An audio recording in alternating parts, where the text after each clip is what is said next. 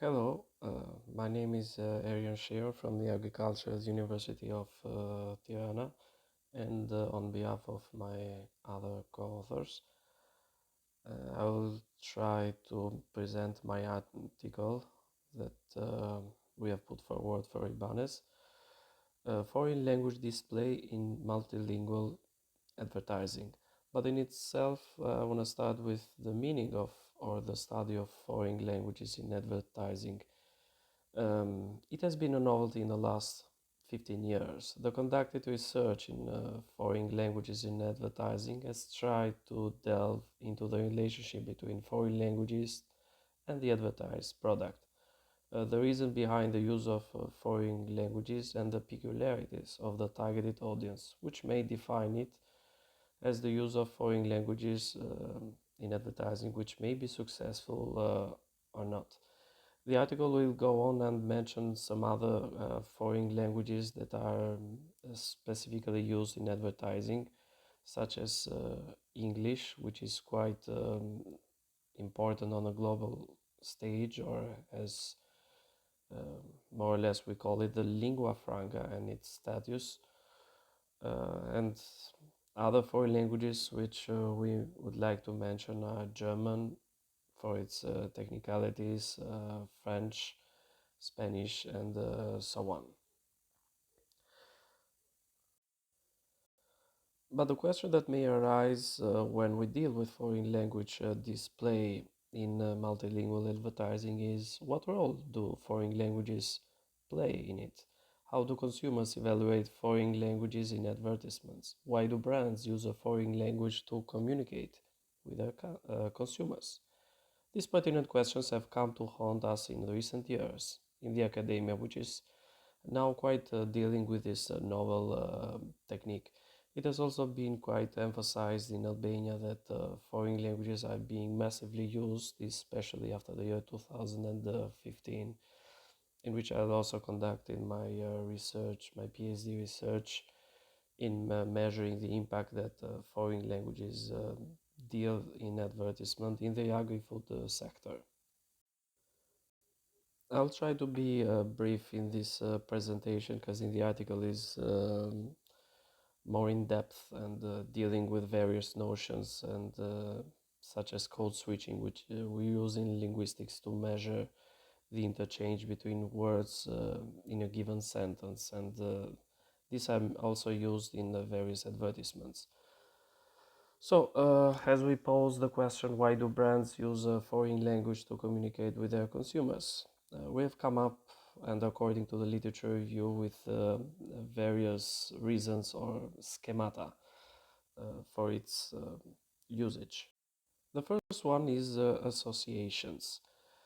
Advertisers, as keen observers of reality, pay very much attention to how their messages are delivered.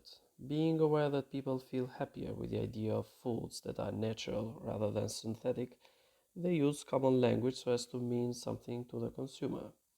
Having a limited amount of space in order to try to capture the potential consumer's attention, an advertiser will always make conventional usage more attractive.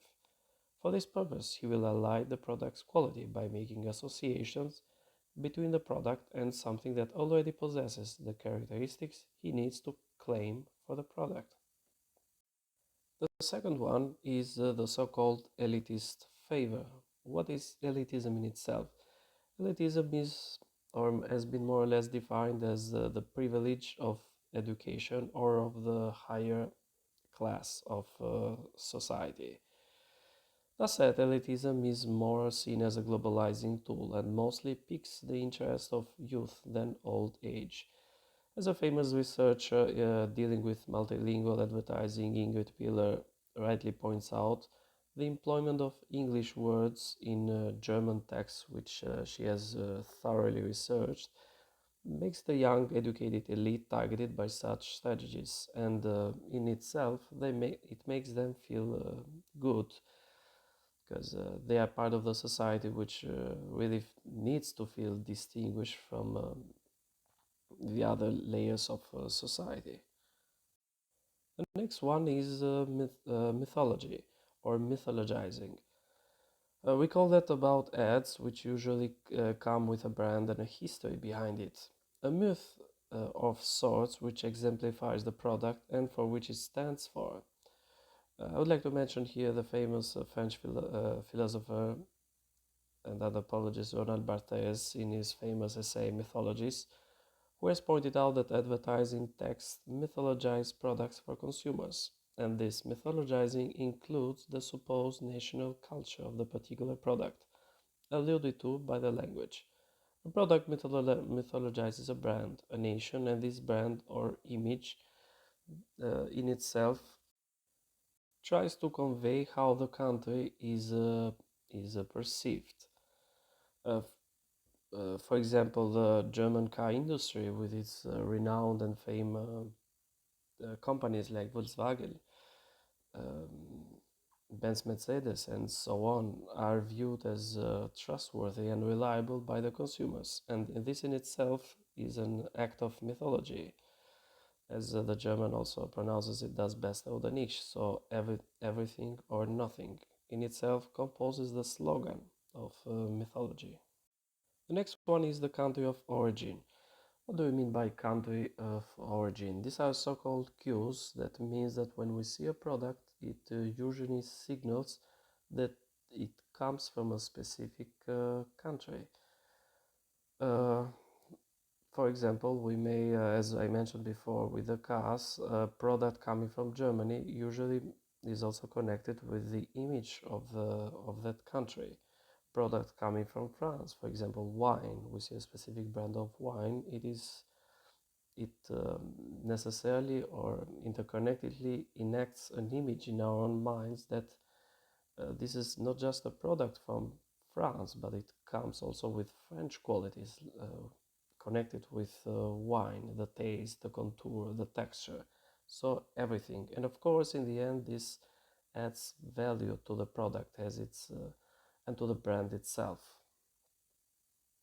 The next one is the linguistic fetish or fetishism. We more or less know what the meaning of fetishism means, which is kind of being overly obsessed with something and making usage of that obsession to a kind of a paranoiac degree. The evolution of the usage of certain words in the marketing context can be traced starting from a point at which a word is explained or an equivalent or general term is given, to the use of the term as self-evident. Um, for example, I've taken some notably examples here. In the next page, for example, we have a farther up on the right corner, Deutsches Bundesbank, which it's in itself the German bank, but we don't hear it in the newspaper or usually in the TV. We always come across it with Deutsches Bundesbank. So that's the term that the German uses for its main central bank. Also a bit on the right, Bundeswehr, which is the German defense army. We don't come across it not just as the German army, but it usually comes with the specific term that Germany exports all around the world. Another famous brands like Audi, which is really renowned with its slogan, Vorsprung durch Technik, or improvement through technique. It has been its slogan since the late 70s, and it has brought great profits to the company itself. Um, More or less on par with Red Bull, which gives you wings. It's also its slogan. Another one is the famous Scandinavian company in the house furniture, Jysk, with its logo Scandinavian living, also meaning that it exports, the famous Scandinavian standard high quality of living. Then we have the car maker Ibiza with its notion of exporting summer, and IKEA, also from Scandinavia. All this more or less construct the image of the country, and they add value to the brand, as I mentioned before. And the last one is hedonism. Hedonism in itself can be defined as giving leeway to pleasure or enjoying yourself to the maximum degree. And also, brands usually make use of hedonism, especially with the so-called hedonistic products. Hedonistic products are all the products that are mainly perceived as for fun, for pleasure, like wine, beer, vodka, whiskey. So every kind of food that usually transposes us into a sort of delirium and gives us pleasure. Uh, yeah, I've taken some foreign languages that I perceived as the country of origin and well renowned in the marketing world with its own terminology.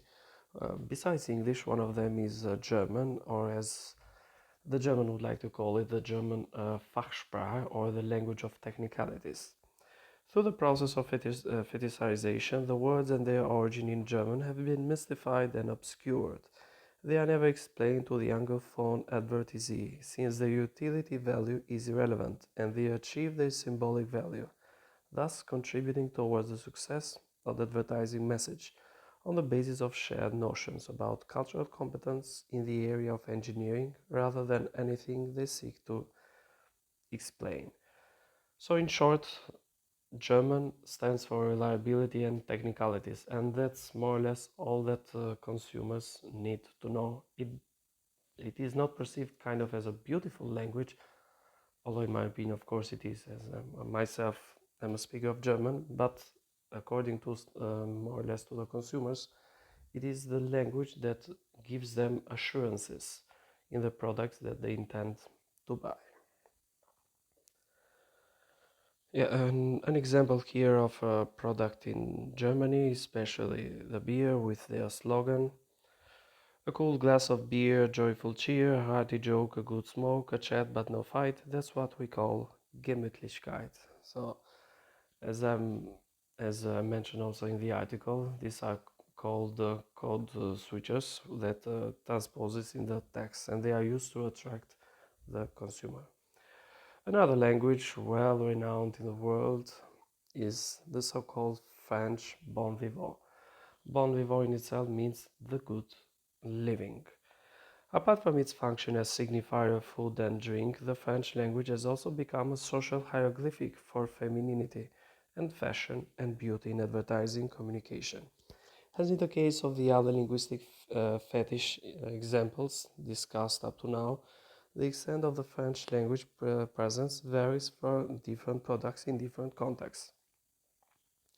This example shows how the French language itself has become an intrinsic feature of the beauty product and a conduit or transposer for associations that simply cannot be expressed in other foreign languages. In short, French, as we mentioned a bit earlier, is mostly for hedonistic products and for the good feel of life, or bon vivant.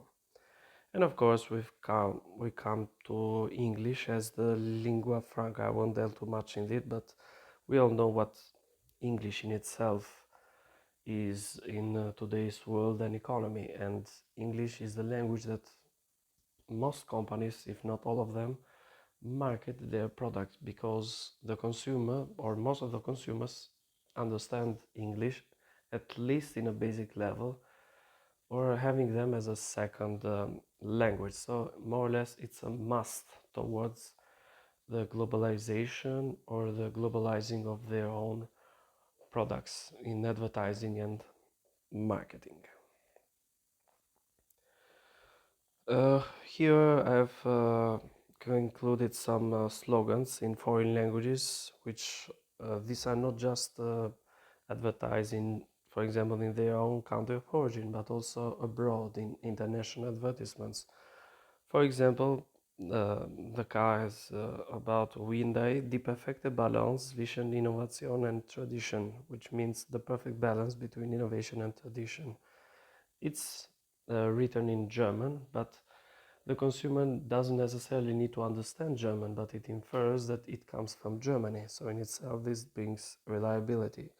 But there are cases when um, German companies avail themselves of using English, as I mentioned also, the English is the globalizing language for the world.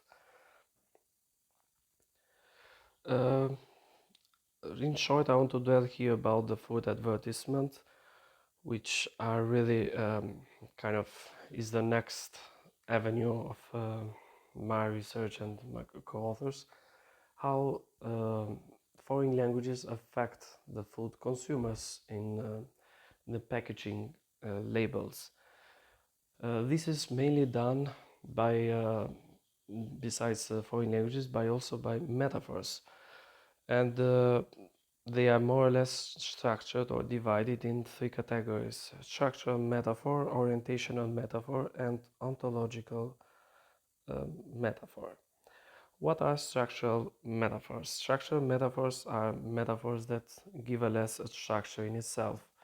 War is a game in itself. What does this mean? That game is associated with war, so it gives a kind of a structure to the metaphor in itself. Orientational metaphor. Happy hours, what we all see uh, in various cafes, or during the dinner time, then, or in McDonald's. We have this kind of a slogan. Sorry. And the last one is ontological metaphors.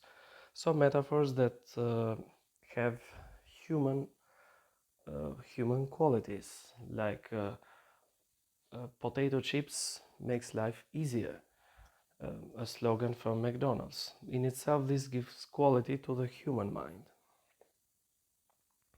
They are a bit confusing to understand at first, but in the article they are quite summarized and give in various definitions. Some examples that I would like to mention here. We have the slogans that included with McDonald's, other big companies like Coca-Cola, Burger King, Red Bull, and others, for which they also use a lot of metaphors and slogans, in not just in English but in other foreign languages. And in short, about foreign languages in food ads in Albania, um, they've kind of been exploding in the last 6 or 7 years, um, and this is mainly attributed to the great number of imports that that is being imported from other countries. The main importer for now in Albania, according to statistics, is products coming from Italy, but also from other countries like Greece, Bulgaria, Serbia, France, Germany, and all these countries kind of bring also their products with them, and behind the products there is also the culture, the language, which uh, influences the products themselves, and also to influence the consumer behavior. As a conclusion, the English language would appear to be the most successful foreign language in global advertising from what the foreign languages we have discussed so far.